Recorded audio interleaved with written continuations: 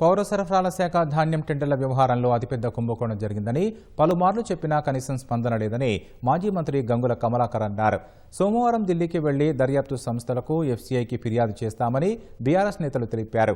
మిల్లర్లు వడ్లు ఇస్తామన్నా వద్దని, బిల్డర్లు వారి నుంచి బలవంతంగా ఎక్కువ మొత్తంలో డబ్బులు వసూలు చేశారని, 750 కోట్ల రూపాయల మేర దళారుల చేతుల్లోకి వెళ్లిందన్నారు. ప్రభుత్వ పెద్దలు ఆ మొత్తాన్ని పంచుకున్నారని మాజీ మంత్రి ఆరోపించారు. ఇంత అవినీతి జరుగుతుంటే కేంద్ర ప్రభుత్వం ఎందుకు స్పందించడం లేదని వ్యాఖ్యానించారు.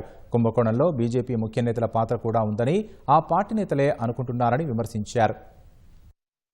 రాష్ట్రానికి నష్టం జరుగుతుంటే బీఆర్ఎస్ పార్టీ అన్నిట్లో పోరాటం ముందున్నది. అందులో భాగంగానే మేము చాలాసార్లు చెప్పాం, అసెంబ్లీ వేదిక కూడా చెప్పాం, సివిల్ సప్లైలో ఒక పెద్ద కుంభకోణం జరిగింది.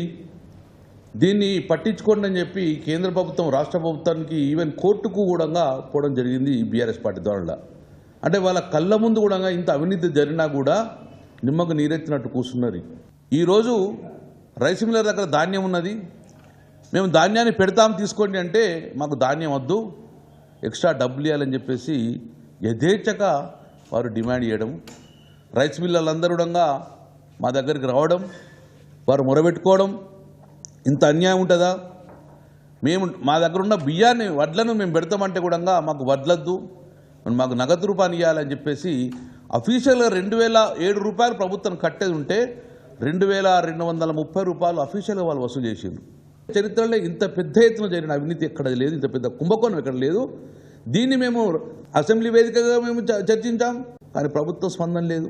హైకోర్టులో మేము పిల్లేయడం జరిగింది.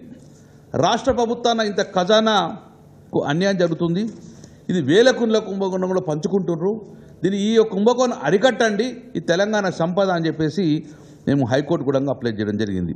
ఇప్పటికి 15 సార్లు వాయిదా అడిగింది ప్రభుత్వం. నేను సూటిగా ఇక్కడ ఉన్న బండి సంజయ్ గారు కేంద్ర మంత్రిని, కిషన్ రెడ్డి గారు కేంద్ర మంత్రిని, వీళ్ళందరూ బీజేపీ పెద్దలు కదా, ఎందుకు మీరు సపోర్ట్ చేస్తున్నారు ఈ రాష్ట్ర ప్రభుత్వానికి ఇంత కుంభకోణానికి, ఎందుకు మీరు స్పందిస్తలేరు? కాబట్టి మీరు కూడా స్పందించి రాష్ట్ర ప్రభుత్వ ఖజానా కాపాడండి.